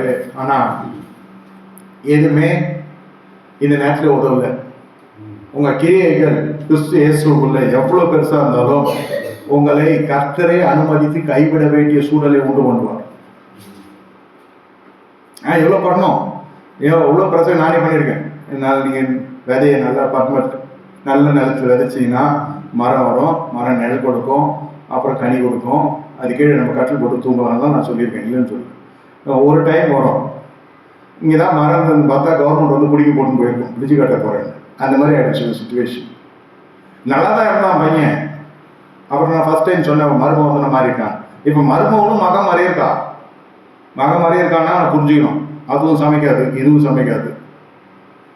மகன் மாதிரி இருக்கான்னா அன்புல ஒன்றும் குறைச்சலும் இல்லை. அதுக்கிட்ட நம்ம எதிர்பார்க்க வேண்டிய கடமைகள் இல்லை. அதான் சொன்னேன், ஒருத்தன் பையன் அப்பா 2 பேர் சொல்றேன். ஒரு பையன் நல்லா படிக்கிறான், அந்த பையனை எல்லாருக்கும் பிடிக்கும் வீட்டில். ஒன்றும் சுத்தமாக படிக்காது, சொல்ல பிடிக்காது, நாளைக்கு எக்ஸாம்னா கூட படிக்காது. ஏதோ மாஸ்டரா பார்த்து வாத்தியமா பார்த்து கிருபையும் மன்னிப்பும் இறக்கத்துல போடுறது தான் அந்த ஒரு ஸ்தானம் மார்க் எடுத்து வரது பெரிய விஷயம். ஒரு பீரியட்னாக்கா எல்லா பேரும் திட்டுவாங்க, வீட்டுக்கு வந்தால் எல்லா பேரும் திட்டுவாங்க. என்னை பார்த்து ஒரு நாள் கேட்டான், ஃபஸ்ட்டு இவ்வளோ பேர் திட்டுறாங்க, இவங்க திருந்தே மாட்டானுங்களா? இவ்வளோ பேரும் திட்டுறத என்ன திருந்துன்றானுங்க. நான் இதுதான் தெரியும், எனக்கு எல்லாமே நல்லா தான் இருக்கும். மென்டல் ப்ராப்ளம் கிடையாது, ஃபிசிக்கல் ப்ராப்ளம் கிடையாது, எந்த வீட்டு பிரச்சனை எதுவுமே கிடையாது. நான் எதுக்கு படிக்கணும்? எல்லாருமே திட்டுறாங்க, என்ன வீட்டிலே திட்டுறாங்க, ஸ்கூல்ல திட்டுறாங்க. ஒரு ஐடென்டிட்டியே பார்த்தா என்ன மக்குன்றவர்களுக்கு வச்சிருக்காங்க. விளையாட போறப்ப கூட எனக்கு விளையாட பிடிக்கல. என்ன நான் பாட்டு நான் இருக்கேன், நான் வரேன், சாப்பிட்றேன், தூங்குறேன், போகிறேன், வரேன், அழகாக ட்ரெஸ் பண்ணேன், நான் காலையில் ஸ்கூல் போவோம் இருக்கேன். ஸ்கூல் டைம்லேயே அழகாக இவ்வளோ தெளிவாக பேசுகிறேன். நான் சொன்னேன், ரொம்ப பிரியமானவன், இனிமையானவன், எனக்கு ரொம்ப பிடிச்சிருக்கு. இவங்களுக்குலாம் தெரியல என்ன பண்றது, திருந்த மாட்டானுங்க, நீ விட்டுரு. எல்லாரும் கைவிடப்பட்டான். இல்லை பேரண்ட்ஸுக்காவது கொஞ்சம் யோசிக்கணும், நல்லா அப்படி திட்டுருவேன். இல்லை டீச்சராவது அடிக்கூடாதுலேயே எப்போ அதை தீர்த்துட்டுருங்க, அடிச்சா அவ்வளோதான், அவ்வளோ போய்டும் மதியாது. நல்லா தருதலை அது இதுன்னு திட்டுறாங்க. இவன் தற்கொலை முயற்சியும் போல ஒன்றும் போல, இவன் பாட்டுக்கு அப்படியே இருக்கான்.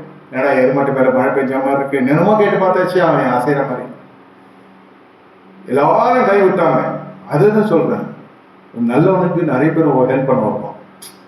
அந்த நல்லவனுடைய டெஃபினேஷனா பார்க்குறப்பெல்லாம் அவங்ககிட்ட ஏதாவது கொடுத்துட்டே இருக்கணும். அடுத்தது அப்போ ஓரளவுக்கு நல்ல வேணும், கொடுத்ததை கேட்கலான்னு வச்சுக்கோங்க, ரொம்ப நல்ல வேணும்.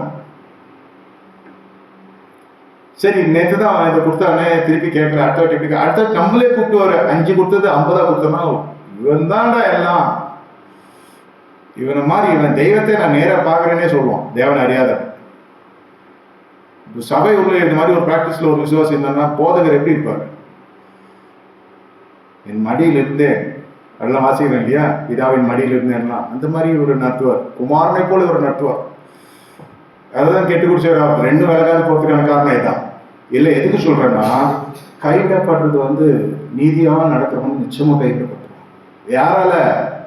மனுஷனால கைவிடப்பட்டுருவோம், தேவனால கைவிடப்பட மாட்டான். ஆனா அந்த கைவிடப்படுகிற சூழ்நிலை வருதுங்கிறது இவ்வளவு நீதியா வாழ்ந்த இயேசு கிறிஸ்துக்கு வராதுன்னு தான் எல்லாம் நினைப்போம்.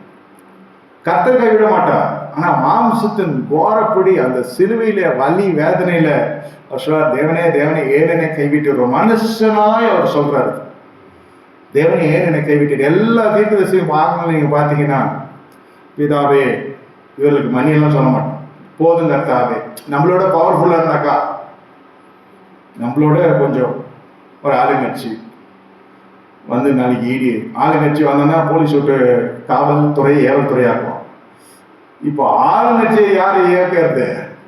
மத்தியில் இருக்கிறவன் மேல இருக்கானே, அவன் என்ன பண்ணுவான், இடி அனுப்புறேன், பிடி அனுப்புறேன், ஜிடி அனுப்புறேன், ஏதோ ஒரு பிடி அனுப்புறானோ இடி அனுப்புறானோ, ஏதோ ஒன்று வருது, பிடி வருதோ இடி வருதோ, அது பார்த்தா நமக்கு கல் இல்லை இல்லையா? அங்கே எங்கேயும் சாதிச்சு வச்சு சொத்தெல்லாம் வாரி கொண்டு போயிடணும். ஒரு 25,000 எடுத்துன்னு எவனோ போனான் ரோட்டில், அவனை பிடிக்க வச்சுட்டு இருக்கான். இல்லை 25,000 வச்சுருந்தேன். இல்லை இல்லை நீ எலெக்ஷனுக்காக இது எதுவும் எங்கேயும் பட்டோட பண்ண போற பாவிட்டு 25,000 கறிக்கடைக்காரன்டா நான், ஆடு வாங்க போற காசு அதெல்லாம் தெரியாது. அப்புறம் பேசி தாசில்தார் பேசிக்கோ, கலெக்டர்கிட்ட பேசிக்கோ, அந்த மாதிரி ஆயிடுச்சு இல்லையா? அதாவது நல்லவர்கள் என்னாலும் கர்த்தரால் கைவிடப்பட மாட்டார்கள்.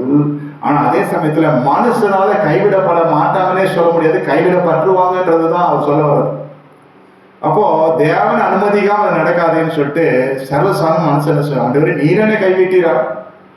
கடைசி மனுஷன் இருக்கிறான், இதோட போன ஜெயில் தான். அப்படி இல்லைன்னா அடுத்தது பாத்தி பாதாளம் தான்.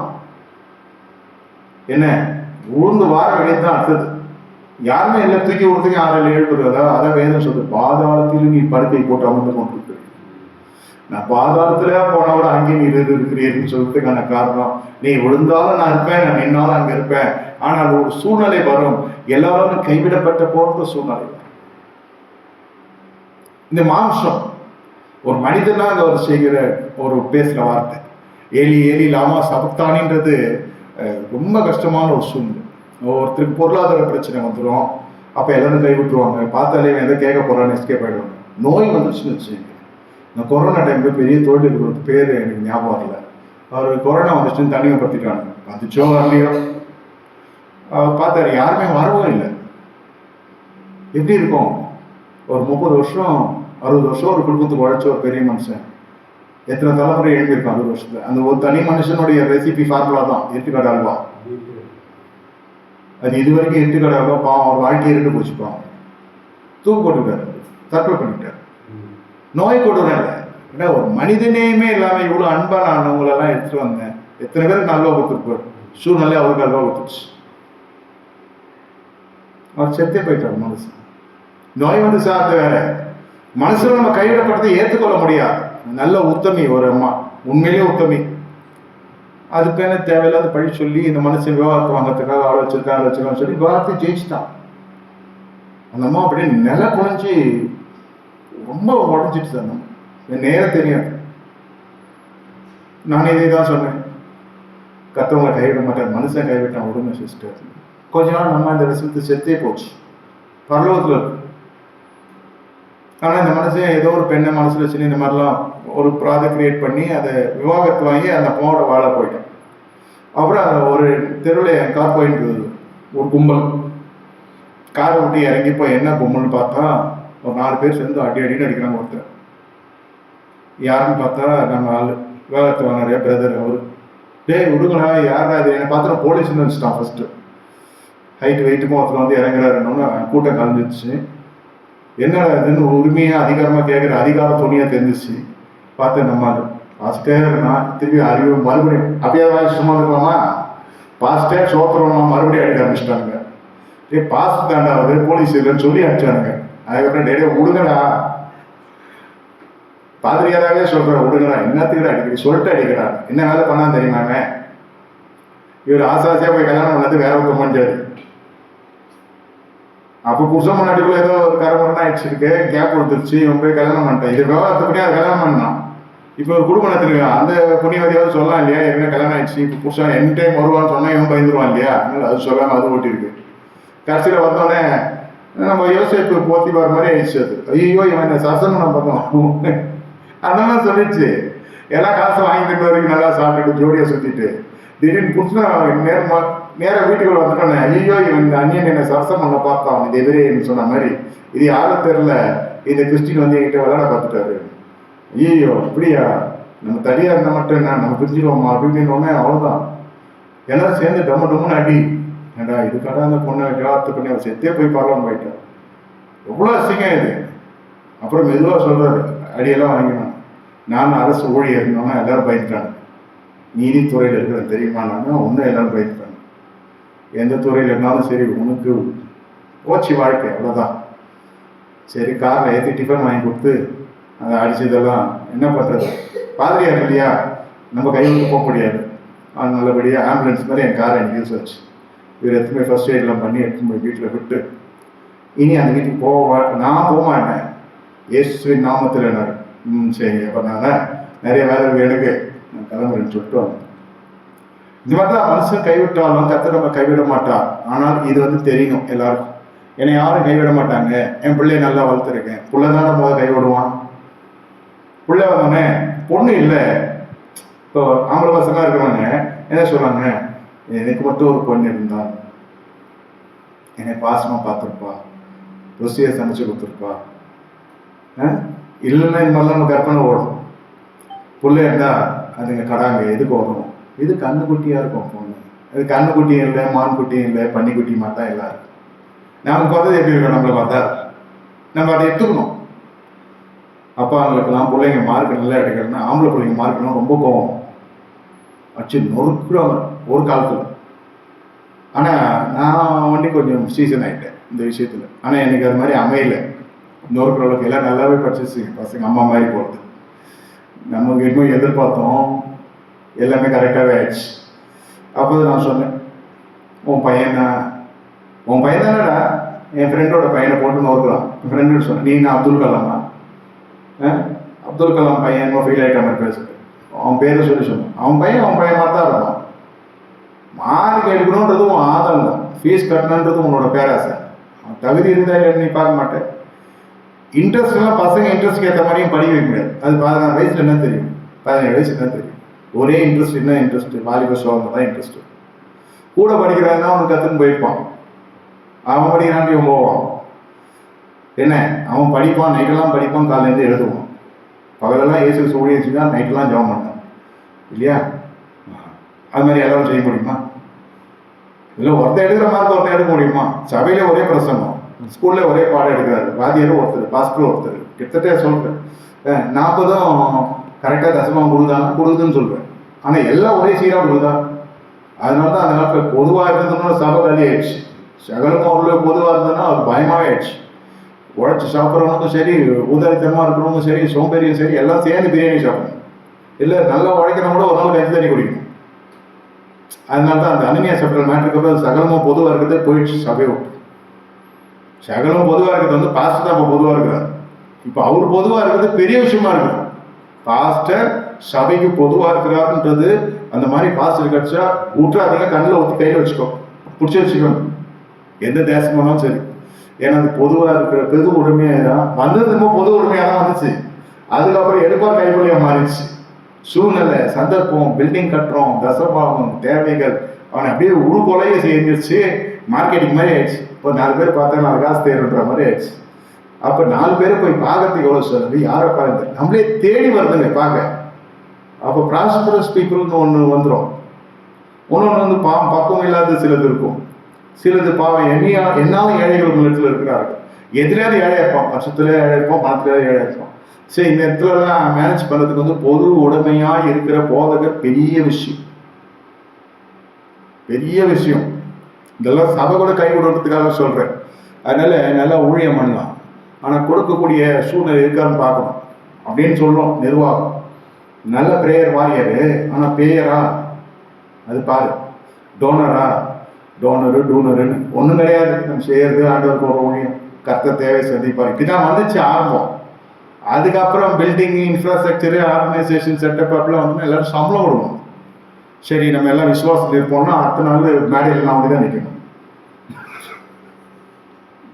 அது சர்ச்சுனா பரவாயில்ல. இப்போ நிறுவனத்துக்கு கீழே எல்லாம் குழந்தைங்க குட்டியமா வந்து புள்ள குட்டிக்காரங்க எல்லாம் பலிக்கு பெருகி இருக்கோம். வாடகை கொடுக்குறோம், வாடகை கொடுக்கணும். படிக்க வைக்கணும், எவ்வளோ விஷயம் இருக்குது. நான் சொல்வேன் இதுவாக இருக்கும் அதுவாக இருக்கும்னு, அதெல்லாம் கேட்டுலாம் வரமாட்டேன், போய் அனுப்பிவிடும். கர்த்தர் எங்களுக்கு வேறு தரிசனத்தை காட்டினா நாங்கள் அங்கேயே போகிறோம். அப்புறம் நேற்று நைட்டு பேசுன்னு காலையில் யாரும் சொல்லாத போன்ட்டோம், சொல்லாத போயிடும்.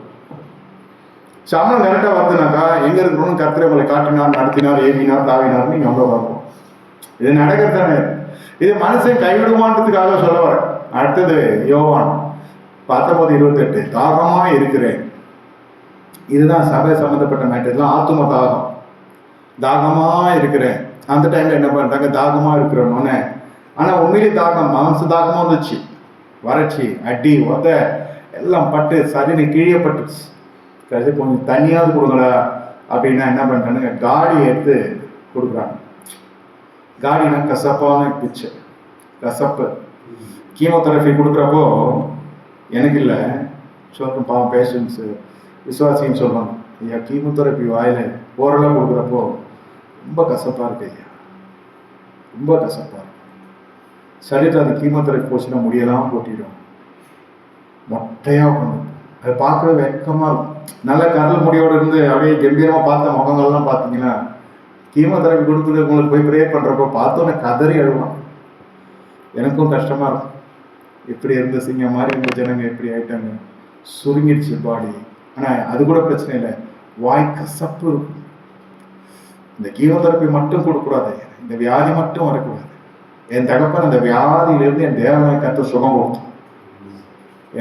மை ஓன் ஃபாதர்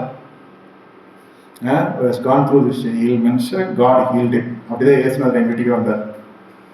இப்போ நல்ல தேவன் இந்த கசப்பை எடுத்து குடிச்சிட்டார், கசப்பான காரியம் குடிச்சார். அப்போ ஃபஸ்ட்டு வந்து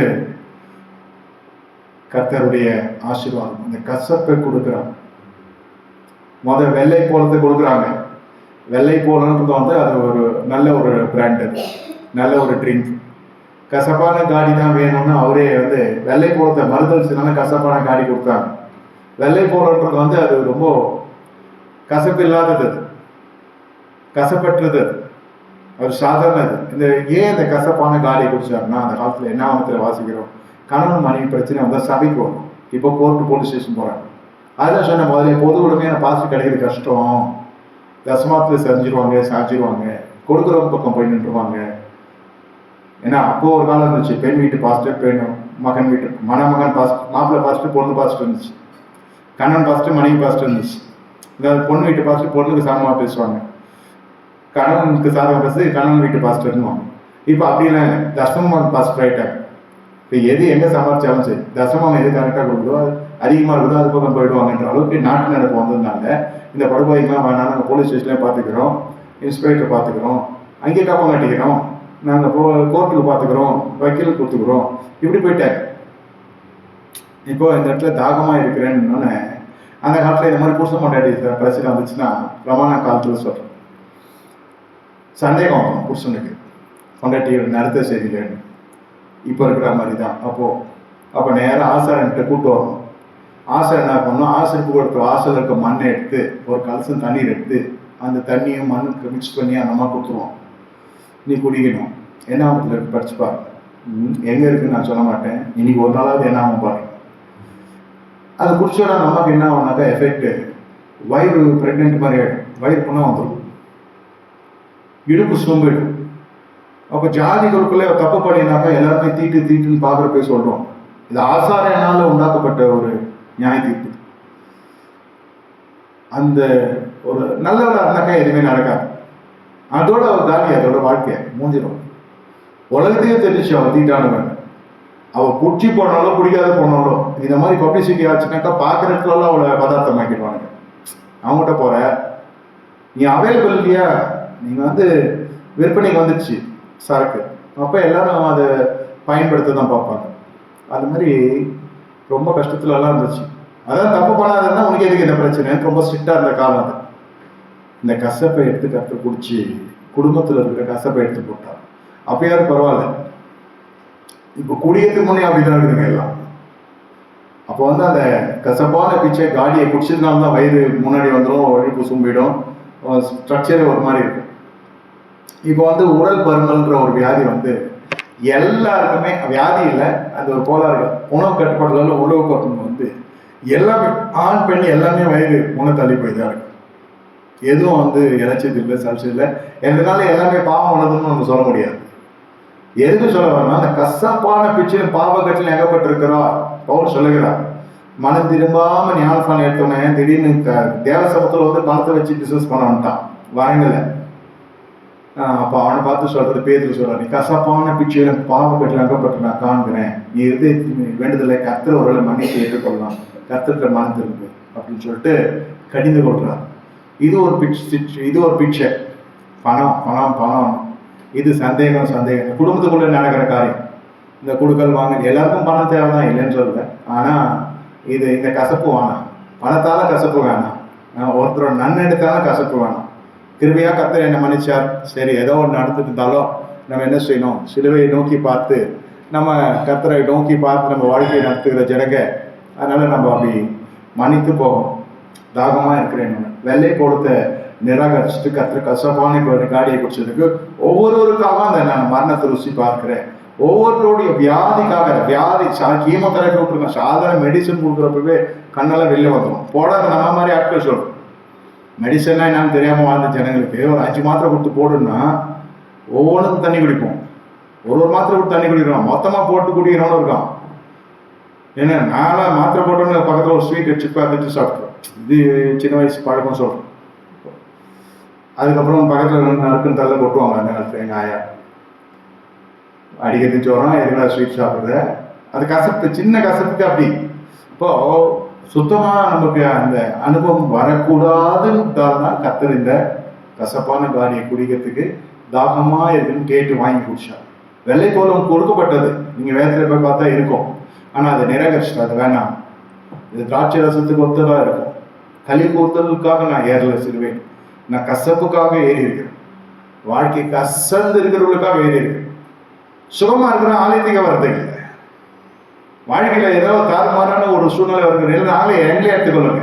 நாங்கள் பாட்டு எங்க மதத்துல இருந்துட்டு போயிருக்கோம். எதுக்கு நாங்கள் வந்தோம்? ஒரு சுகவீனம் வந்து அப்புறம் ராஜ்யம் அதெல்லாம் உள்ள வந்ததுக்கு அப்புறம் தான் தெரியும். முதல்ல வந்தது என்ன? வியாதின்னு கொடுங்க. மற்ற எல்லாருக்கே சுகம் இல்லை, மரண தருவாயில வந்தோம். அது மாதிரி நல்லா இருந்துச்சுன்னா எல்லாரும் யாரும் தேட மாட்டாங்க. எங்களை போல ஆட்கள் தேட வேண்டிய அவசியமே இல்லையே. புறஜாதி சொல்றோம், நாங்கள் புறஜாதி பரம்பரை கிறிஸ்துவெல்லாம் கிடையாது சொல்றேன். ஸோ ஏதோ ஒரு வாழ்க்கையில நமக்கு ஏதோ ஒரு போராட்டம் அந்த மாதிரி இருக்க தொட்டு தேவனை தேட ஆரம்பிக்கிறோம்.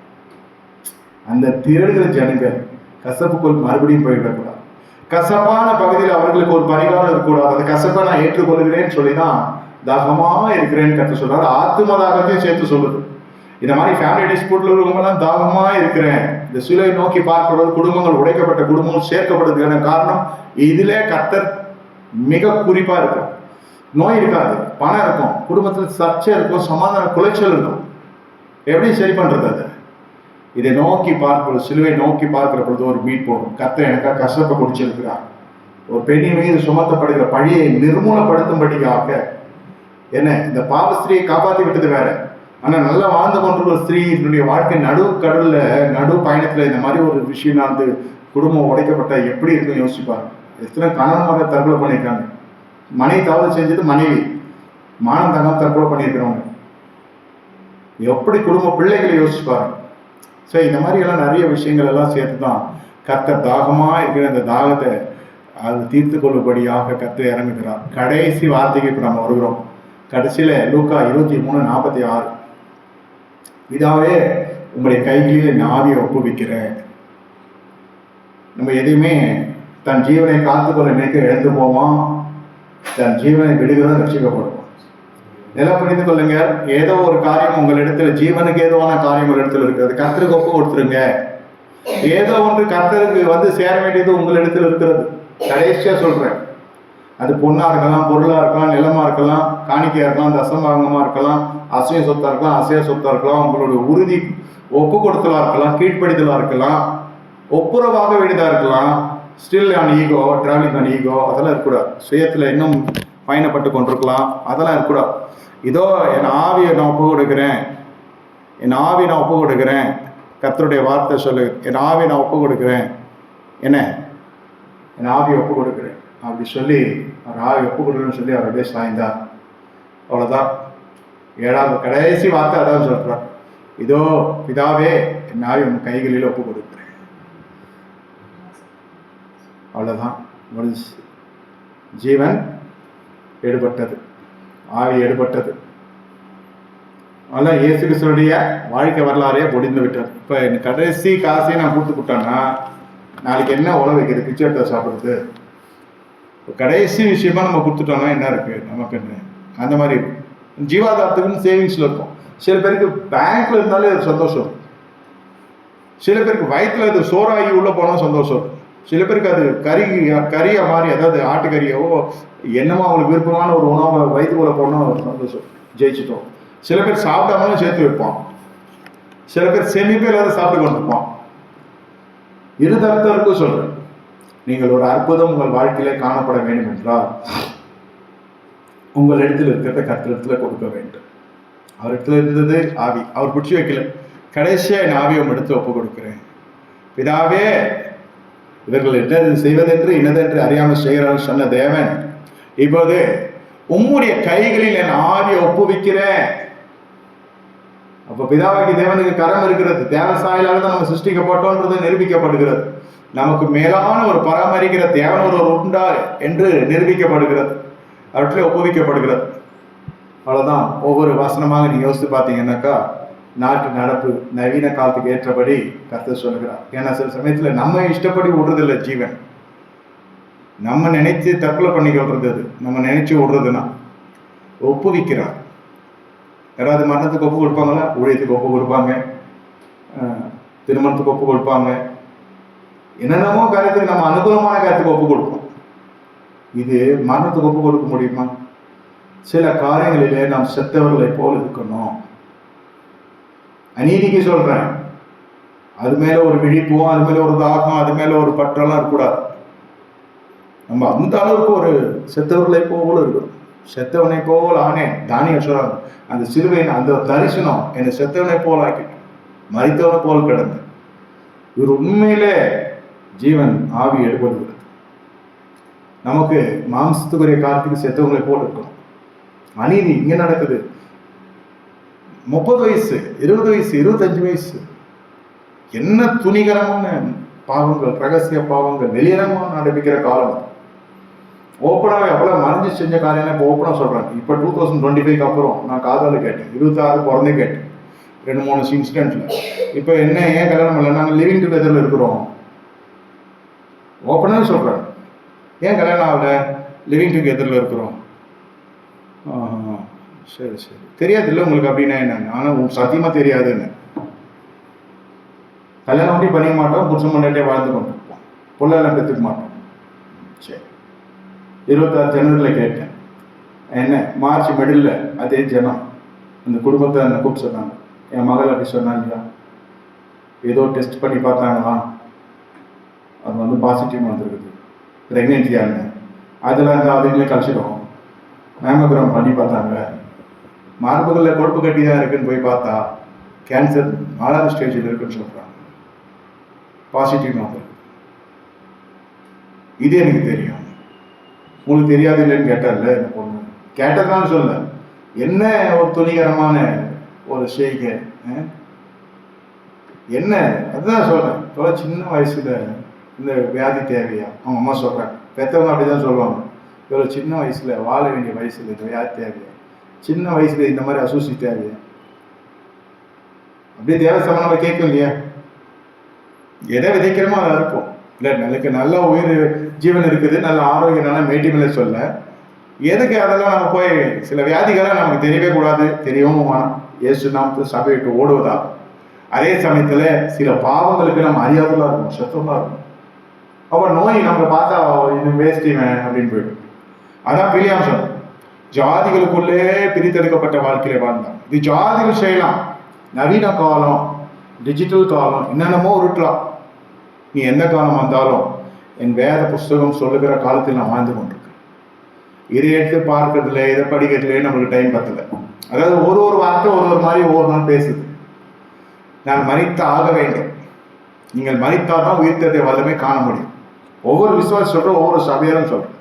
சில காலத்துக்கு இன்னும் ஜீவனோடு இருக்கும், பகைமைக்கு தான் ஜீவனோடு இருக்கும். 20 வருஷத்துக்கு முன்னே நடந்துக்கலாம் அந்த ஞாபகம் இருக்கும். என்னை அப்படி செய்தார்களே, என்னை இப்படி செய்த அதெல்லாம் மறிச்சோம். நீங்கள் மறித்தால் தான் நீங்கள் உயிர்த்தெழுதலை ருசிக்க முடியும். அவன் மறித்தான், இப்போதும் உயிர்ப்பித்தான், நாம் சந்தோஷப்பட வேண்டும். என்னை 7 வார்த்தைகள், இந்த 7 சிலுவின் 7 வார்த்தைகள், 7 குத்துவிளக்குகள் 7 நட்சத்திரங்களுக்கு சமானமாக வெளிப்பட்ட சிலை சித்தரிக்கப்படுகிறது. 7 சபைகளுக்கு ஒப்பனையாக இது காணப்படுகிறது.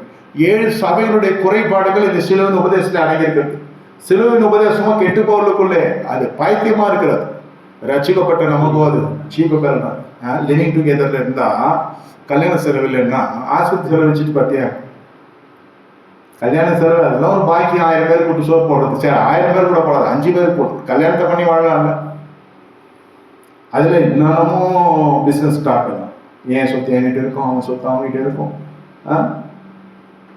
ஒரு அசோசியான வாழ்க்கைக்கு உலகம் ஒத்து போய் கொண்டிருக்கிறது. சபைகள் அது கண்காணாமல் இருந்து கொண்டிருக்கிறது. எப்படி அவன் வந்து போய் கொண்டிருக்கிறது? வந்தா போதும், நட்டினா போதும், ஜனங்க வந்தா போதுன்ற மாதிரி. இப்ப யாருதான் அந்த தலையிடுகிறது? செத்தால்தான் நமக்கு ஒரு வாழ்க்கை. அதாவது சில காரியங்களுக்கு நம்ம மறித்தவர்களா இருக்கணும். மூச்சை பிடிச்சிலாம் பேசக்கூடாது. அநீதி தெரிகிறது, அநீதிக்கு சில பேர் தப்ப கட்டுவான். என்னம்மா இந்த மாதிரி பையன் பண்றான், மகன் இப்படி பண்றான்னு. பாஸ்டர், அந்த மருமக ஒழுங்கா இருந்தா அவன் இப்படி போறான். இருளை வெளிச்சமாக்குற உனக்கு ஐயோ, அவளாலதான் அவன் குடிக்கிறான். என்னம்மா அவங்க பொண்ணு இப்படி பண்றாளாமே, இப்படி பண்றான்னு கேள்விப்படுறோம். ஏன் இது அவர் ஒழுங்கா இருந்தா அவன் அப்படி போறான். அவன் ஒண்ணு ஒழுக்கம் எல்லாம் வந்தா ஒன்னு ஒழுங்கினமா போவோமா? எல்லாத்துக்கும் சேர்த்து வைக்கிறதா இது. இந்த வியாதிகள் எல்லாம் பூமியில உலாவி கொண்டு போற காரணம் இதுதான். சட்டு நியாயத்துக்கு போறது இது 26ல.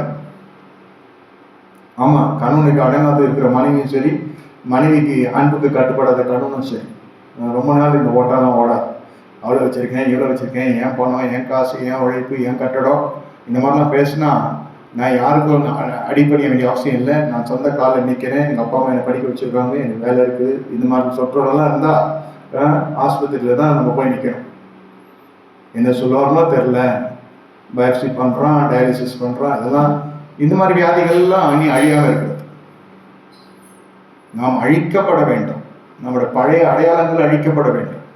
நம் பழைய தோற்றங்கள், பழைய சுபாவ கிளைகள், பழைய பழக்க வழக்கங்கள் உட்பட சொல்லு. சமூகவியல நம்ம இருக்கிறோம் இல்லைன்னு சொல்லு. ஆனா எதுலயும் போய் சிக்கி கொள்ளக்கூடாது. கருணை மூடி கற்று நோக்கி பார்ப்போமா? 7 வார்த்தைகள் தியானிக்க, சிலுவின் உபதேசம், இதில் இருந்து அந்த சபைகளுக்கு குறைபாடுகளுக்குள்ளே இது போய் அமரும். 7 வார்த்தைகள் சபையில் 7 சபைகளை குறித்து சொல்லப்படுகிற குறைகளுக்கு இது பரிகாரமா இருக்கும். நீங்க யோசித்து பாருங்க, அதை படித்து பாருங்க. ஆண்டவரை ஸ்தோத்தரிக்கிறோம். எங்களுக்கு இந்த புனித வெள்ளி ஒவ்வொரு நாளும் வரட்டும். ஒவ்வொரு நாளும் நாங்கள் மன்னிக்கிறோம். ஒவ்வொரு நாளும் நாங்கள் மறிக்க வேண்டும் உயிர்த்தெழுவதற்கு. ஒவ்வொரு நாளும் நாங்கள் தாகத்தை வளர்த்து கொள்ள வேண்டும்.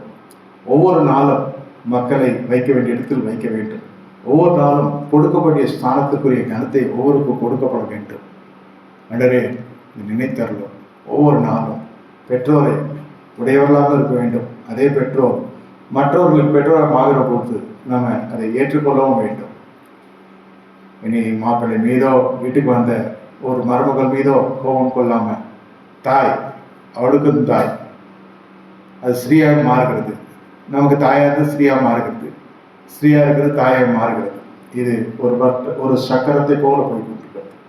இப்படியாக சிலுவையிலே ஒவ்வொரு காரியங்களுக்கு புகட்டின நன்மைக்கு ஸ்தோத்திரம். இயேசு தெளிக்கிறோம். இயேசு நாமத்தில் பிதாவே, ஆமென். என் ஆத்மாவே கர்த்தரை ஸ்தோத்திரி, என்னுடைய நாமத்தை ஸ்தோத்திரி. ஆத்மாவே கர்த்தரை ஸ்தோத்திரி, கர்த்தரை சகல உபவாதம் வருவார். கர்த்தராகிய இயேசு கிறிஸ்து கிருபை பிதாவே என்னுடைய அன்பும் பரிசுத்த நிர்ணயிக்கும் நம்ம நடக்கும் சதா காலம் சில பரிசுத்தோடு இருப்பதாக. ஆமென், ஆமென். உங்களுக்கு காலை சிற்றுண்டு இருக்கிறது, சாப்பிட்டு கடந்து செல்லுங்கள். கர்த்தர் உங்களை ஆசீர்வதிப்பார்.